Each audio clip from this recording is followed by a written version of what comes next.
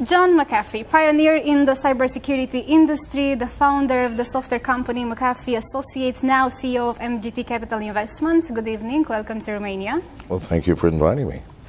Mr. McAfee, there are all these debates and headlines in today's media about cybersecurity, hacks, information security, and so on. So, before diving into our discussions, how would you describe the sense of security in the digital world in 2017?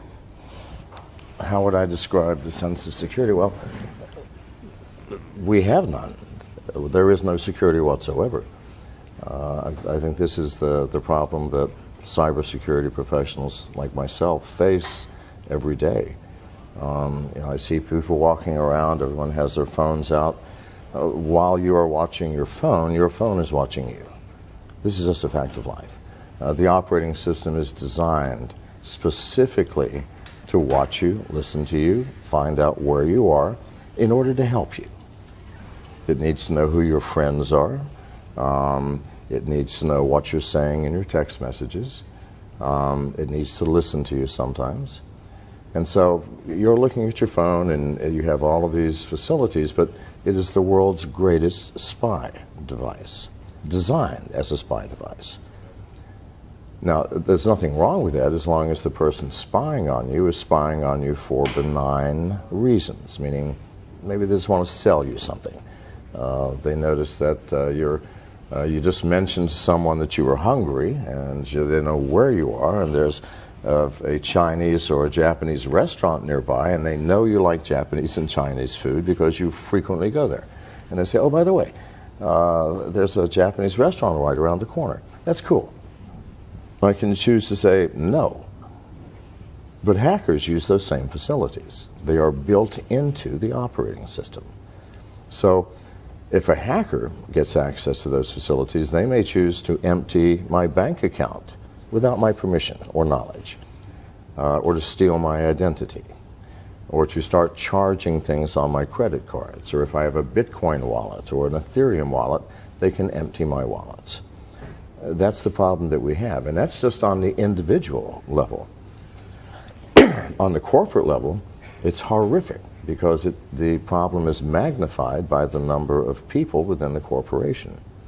And on the nation-state level, it's even more horrific because the nation-states have been spending years and literally billions of dollars weaponizing software to the point that almost every developed nation has the ability to press a button and destroy the power grid in any other nation. This is the facts. This is not science fiction. This is not me being paranoid. I mean, perhaps I am paranoid, but what I just told you is real, nevertheless. So you are speaking about various problems, right? What's the solution? Well, actually, I'm not even talking about virus problems anymore. I think the antivirus paradigm is no longer functional. It doesn't work. I said this 10 years ago, and I'm the person who invented it. So people should listen. I mean, if I invented it and I built the first antivirus company, viruses are not the problem. By the time hackers have planted malware in your system, it's way too late. The hackers spend weeks, months, or sometimes years sniffing around in your system, taking what they want before they even plant malware. And sometimes they don't. I mean, unless you're trying to ransom something, like a hospital, take all their data and encrypt it, and say for $100,000 you can have it back. You'll need malware at that point, but by then it's too late. Because by the time you found the malware has already done the damage. See, this is the problem. It's a reactive paradigm, and we have to become proactive. How do we do this? Well, from a technological standpoint, I'm personally developing products that focus on identifying the hacker, not the malware. By the time the malware is there, as I said, it's too late. But you can find the presence of a hacker in your system so easily. And every hacker has to go through certain steps in order to break into any system and do damage. The first thing they have to do is get through the firewall. after they've gotten through, and all firewalls have holes. It's impossible to build a firewall that can keep out all hackers. It just can't be done. They have to get through the firewall, and then they have to find out where they are. And so what's on this net? So they sniff every device on the network. That's an anomaly. That's behavior which is not normal. I mean, who does that? Nobody.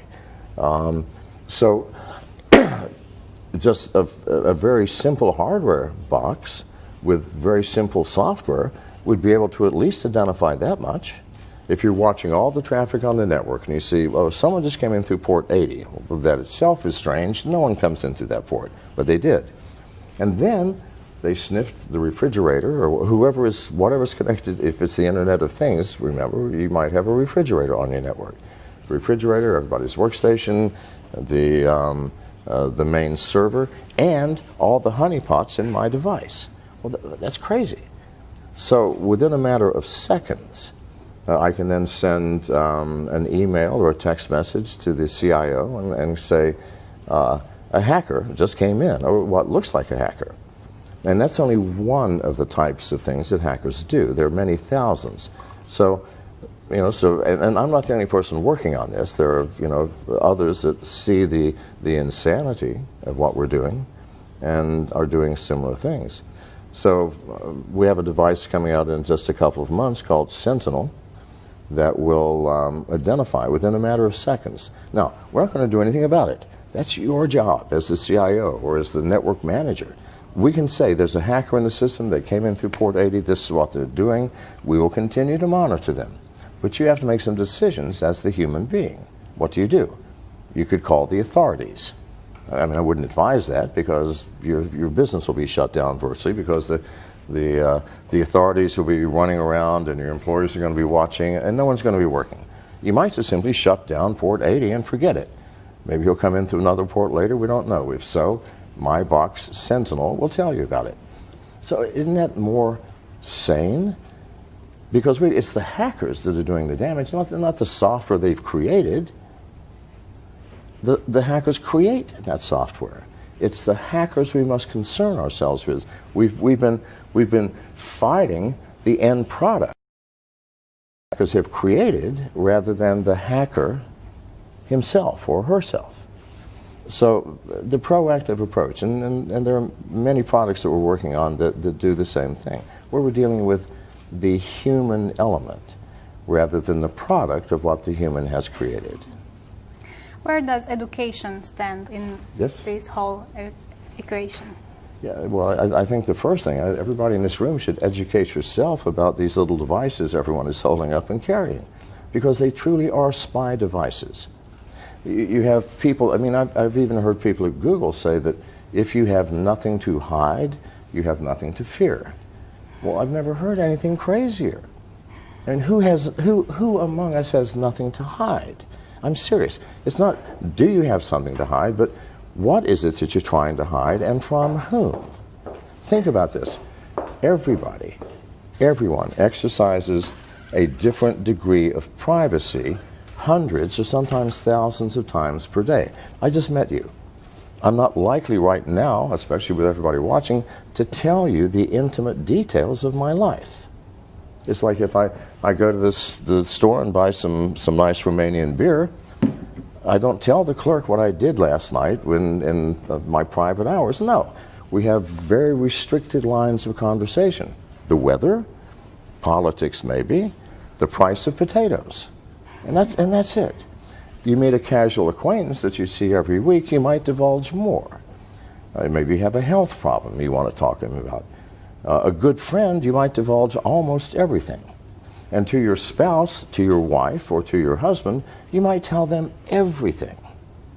Unless maybe you're sleeping with your wife's sister, in which case you might choose not. Do you see what I'm saying? So that if everybody knew everything about everyone else, we would have chaos in the streets, beginning with a rash of people shooting their spouses. So it's insane to say if you have nothing to hide, you have nothing to fear. We're all humans. We are living in an imperfect world. You know, we each have love and compassion and joy and hope and grace. And at the same time, we have greed and anger and hostility and jealousy. And we're a mixed bag. So if you want all of that negative known too, no, we can't. Society has created privacy as the foundation stone of a harmonious world. And if we lose that, we will lose the harmony. What do you think about all these emerging technologies that are now being used by giant companies in the industry? And I'm speaking about, for example, cloud storage or all those data mining technologies. Yes. How long will these last as secure technologies? What do you think? They're not secure. They're not secure now. I mean, you know, I'm here to speak at Brock Pierce's brainchild, D10E. On cryptocurrency. And cryptocurrency, people say, well, how secure is Bitcoin? I go, what side do you want to look at? If you want to look at the blockchain, I think it's extremely secure. It's a mathematical principle that allows you to validate with absolute certainty a source and destination for any transaction. That's very powerful. On the other hand, I see people who put wallets on their smartphones. Now, something that you may not know is that over half of all smartphones, both iOS and Android, are infected with keystroke logging software. This is a known fact. Every pornography site in the world, if you have ever, I'm sure nobody here has ever looked at pornography, but if you have, if there's a rare exception, then you have keystroke locking software. How do you think they make their money? See, this is the issue. It costs millions of dollars to maintain these massive databases and have the bandwidth to disperse this pornography, and yet you don't pay. Yes, you're paying. The instant you visit the site, if you have an Android, for example, the site runs a JavaScript which sets the download unauthorized application flag.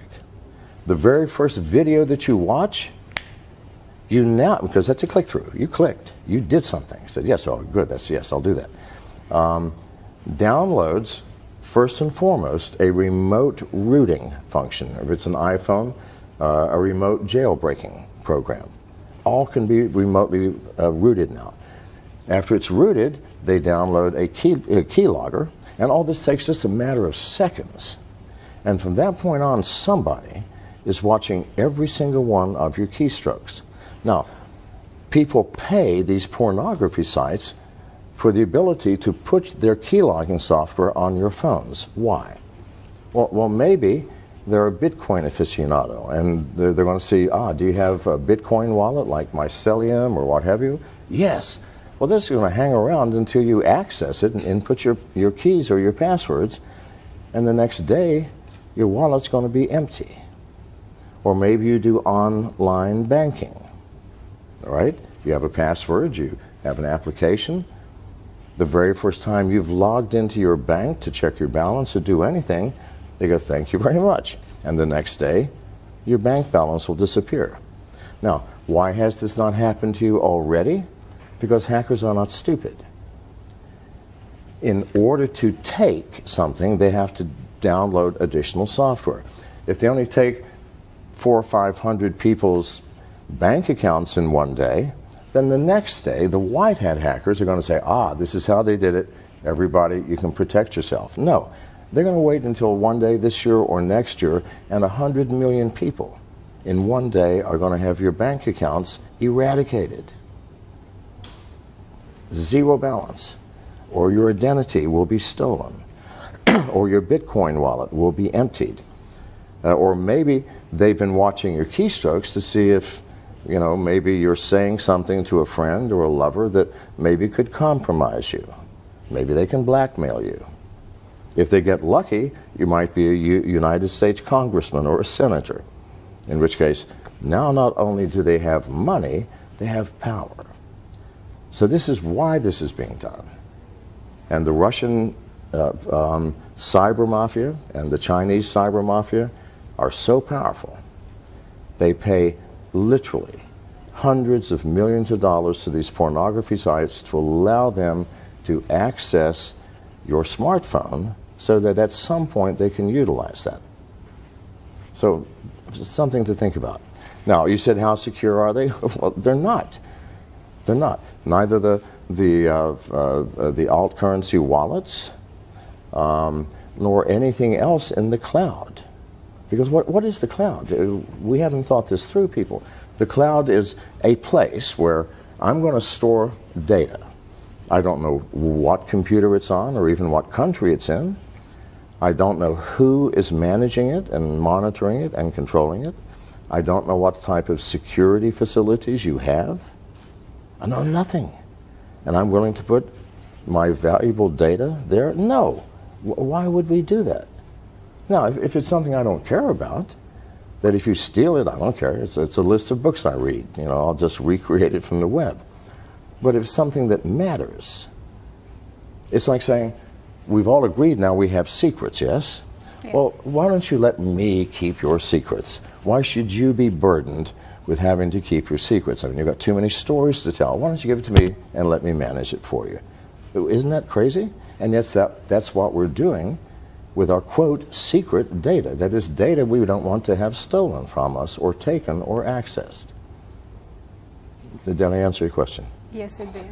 So as an investor, you wouldn't invest in a company that it's using cloud technologies? Well, I wouldn't say that. Because there are many ways of looking at the cloud, aren't there? I mean, as it exists now, with where we store our data is unknown. And why do we use the cloud? We use it because it makes life easy. I can access my data from anywhere and from any device, on an airplane, my smartphone, my laptop, who cares? Well, you can do the same thing by choosing where you store your data. And there are companies that are offering decentralized cloud services where you create this, they give the software, you say, well, I want my main server in the company to be where I keep all my sensitive things. You might even have your smartphone as a server if it's always turned on. So you get to pick and choose. And you might still use the cloud for some things because not important. It doesn't matter if people steal it or know what's in there. So I'm not saying I wouldn't invest in it. I'm saying that it would have to be a new type of cloud, a cloud that you, as the user, have control over to the extent that you get to choose the location of your data. Speaking about Bitcoin, what is the most significant value of Bitcoins? What would you say? Well, I think the most significant value is that it is a new paradigm of money. And it's not going to go away. It's like Pandora's box. We've opened the box. It came out. It's not going away. No matter how much governments would like it to, no matter how problematic it is for banks, it's here to stay and it's growing. And the world will have to learn to adapt to it. If not Bitcoin, then one of some other cryptocurrency, because there's hundreds of them. And I would caution people because many of these new cryptocurrencies are scams. People who say, oh, God, there's a lot of money to be made, let's create our own currency and name it whatever, the McAfee coin. And let's pre-mine 1 million of them and sell them. But please, it's a license to steal. And they do it because people do not understand the technology behind it. And here's some other advice. If you are going to become involved in any kind of cryptocurrency, Bitcoin or Ethereum or Monero or whatever, you need to educate yourself. It is easy to lose your money and to become confused. So, and these are problems that will fix themselves. The simplicity, it's difficult now because it's a new technology and we don't have the facilities to keep you as the owner of the money from hurting yourself through lack of education. We can build software to take that away. It'll just take time. A year, 2 years, 3 years, that problem will go away. But banks, governments, people who collect taxes from income, it's a problem they're going to have to deal with. In one of your previous talks, you said that there are two ways of losing Bitcoin, through stupidity and hacking. Could you please elaborate on these two aspects? Through stupidity? Stupidity and hacking. I don't use that word stupidity very much. I can't Well, believe I you said did. that, but I did. Fair enough. Okay. But then I must have been talking about myself, because I've lost lots playing around with cryptocurrencies, because I'm trying to find what the problems are. You know, I let people hack me. I published the phone, my personal phone number in Business Insider magazine last year. And my wife is here. She can tell you that for weeks the phone rang nonstop 24 hours a day. However, every hacker in the world has my number now. They also have my email address. Please, try and hack me. It's not a challenge. I want to see what you're doing. I want to see the newest tech. I want to see the newest technology in data theft. And for a hacker, it's a badge of honor to be able to hack a leading cybersecurity figure, well, like myself, for example. So that's what happens. People get into my phone. My phone has more malware on it than the entire library of Kaspersky Laboratories, because I invite everybody in. And now I've lost your original question. It had to do with stupidity and hacking. And hacking, yes. So it is. Stupidity meaning we blindly walk into things without thinking, like Bitcoin. You know, you should always, at least for the next year or so, find someone who's already doing it that can advise you, who already has a wallet and can tell you what's the best wallet, who can tell you how to store your money offline. It takes education, and it takes a little time. And again, the stupidity part, you know, mostly me. I get tired. I also do exchanges between Bitcoin and Ethereum and Monero, all of the alt currencies. Why? Because I'm looking to buy a company that's already doing that, and I need to understand that technology. Well, you know, I've lost thousands of dollars, mostly through my own stupidity. You know, I get tired, and when you transfer one alt currency into another, you have to have an intermediary wallet. So you have the source wallet, the intermediary wallet, and the end wallet. It's easy to get those things confused if you're doing it a lot. So that is stupidity again. Is there any way to secure your Bitcoins once you've earned them?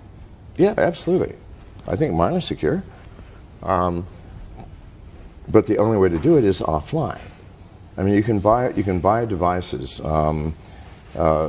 My favorite one is Trezor, Trezor, and the reason is because your seed keys.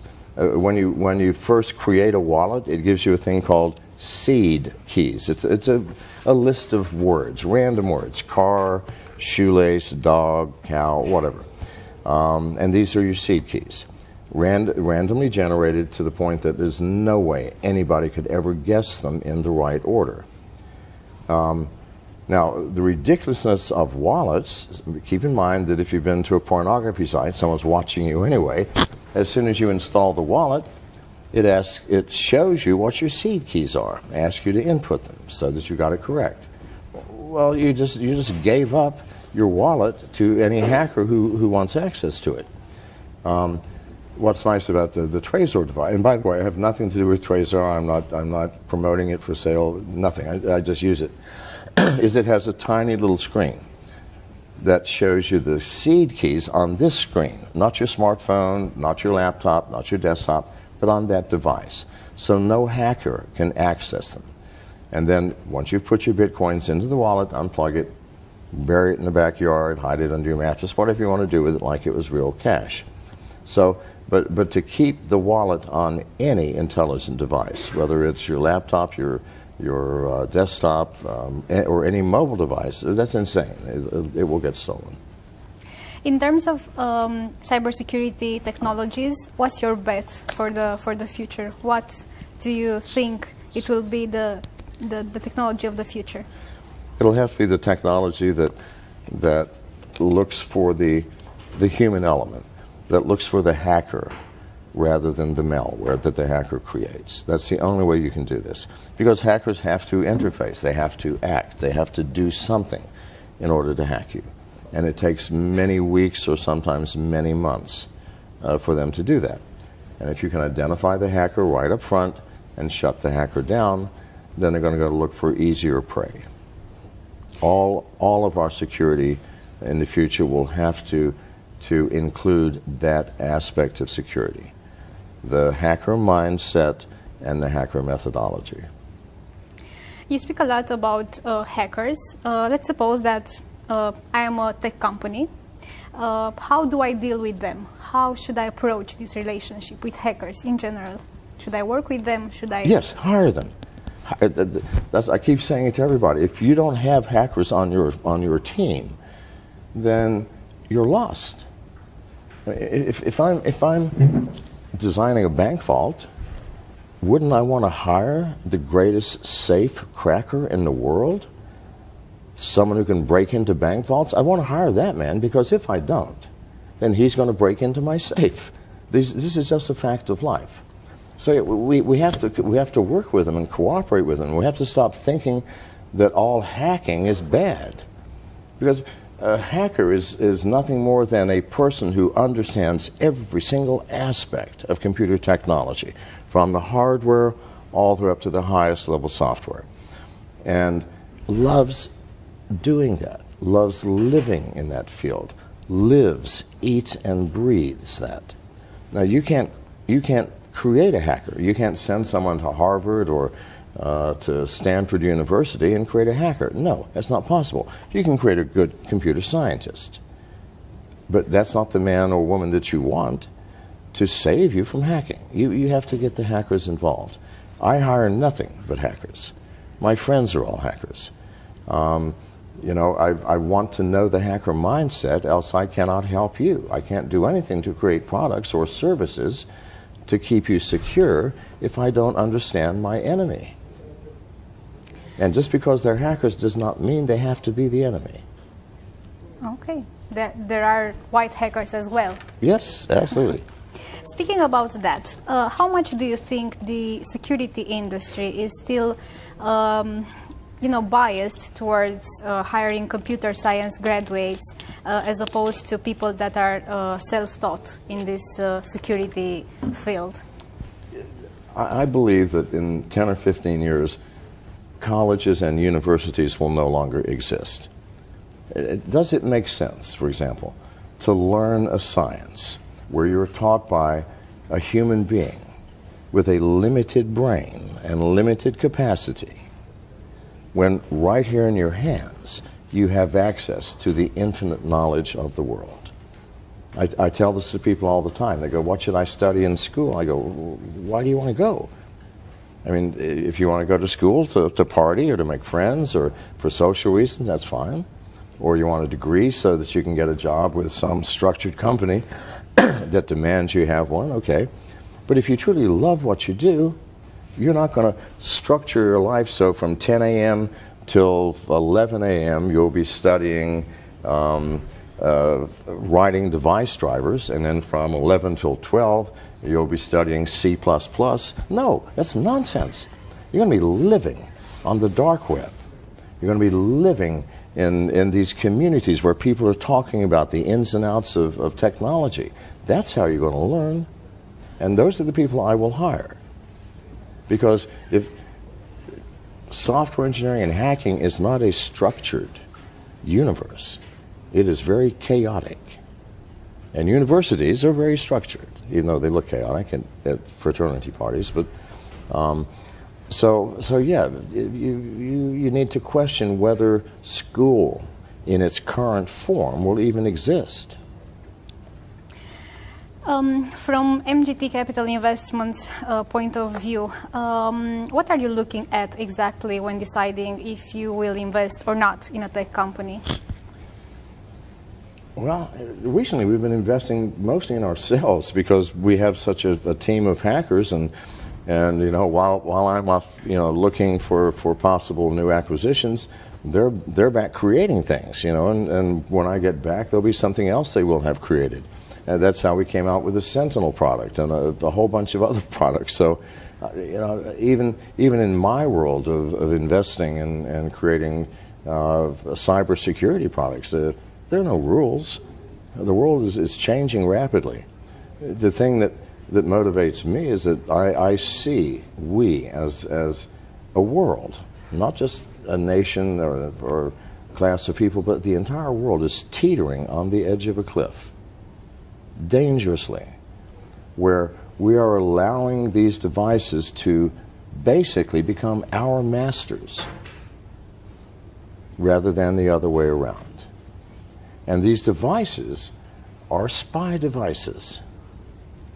We buy them so they can spy on us.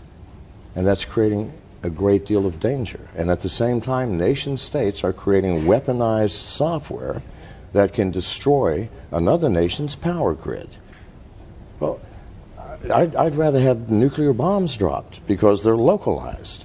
If you lose a power grid for a nation, you will be living in a cave within a year, wearing animal skins, because there is no other hope. You have no emergency services, no communication, no food, because all food production is automated. Without power, you cannot run the computers to automate that production. Without power, you can't run the machines, even if you had the manual capability of doing it. You can't distribute the food because that is all automated. It would be a horrific world, and yet we are all in this world, and at least a dozen nations have that button now. Russia, China, US, I know for sure. Isn't that frightening? It is. It should be waking people up. But instead, we're still drawn into this tiny little colorful entertaining screen.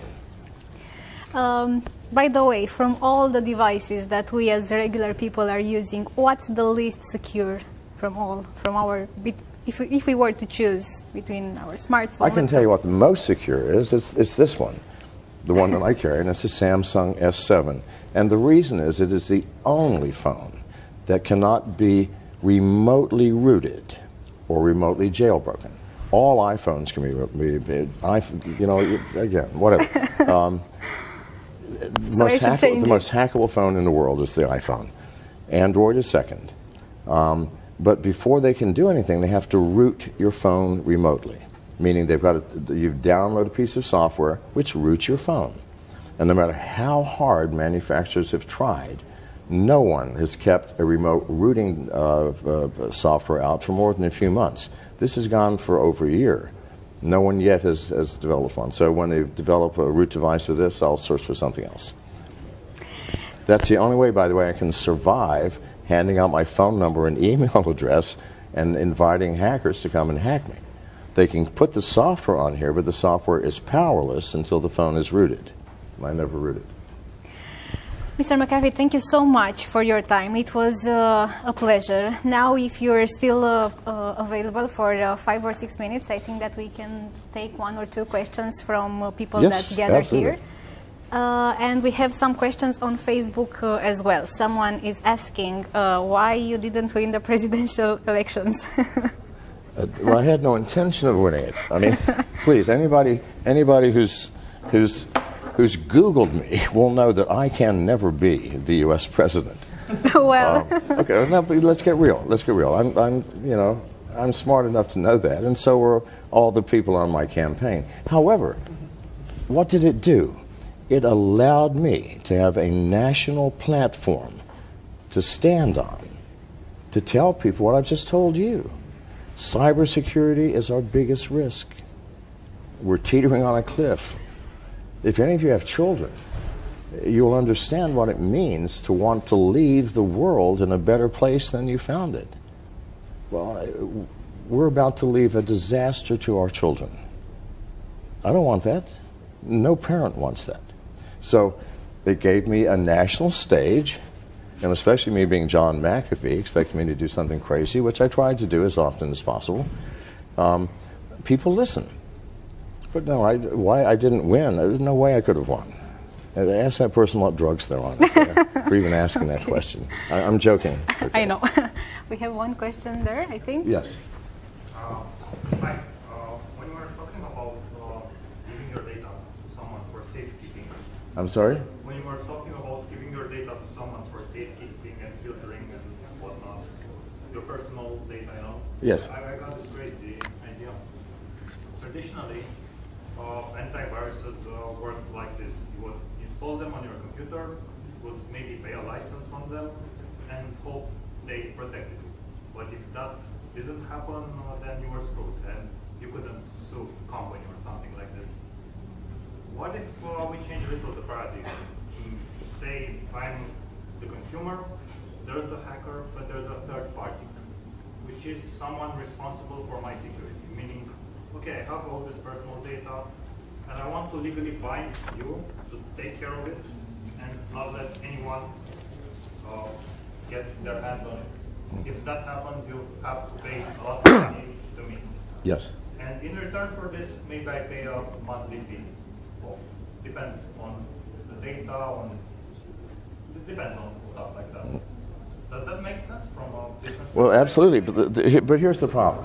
It requires that you act responsibly too, meaning that you will not download an application from Google Play or some other thing without reading what the permissions are that it's asking, or that you never visit a pornography site, or that you never visit any site that offers you something for free, which you know is not free. But no, I'm the dumb client. I don't know that. I want No, but here's the issue.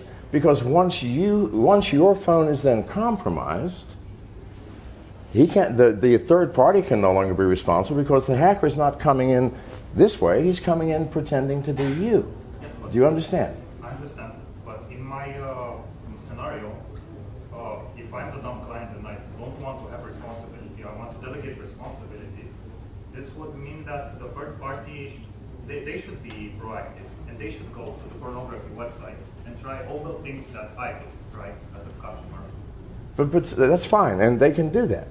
Yeah. But as long as you are still using your phone, because, let me ask you this, how will you get access to your data?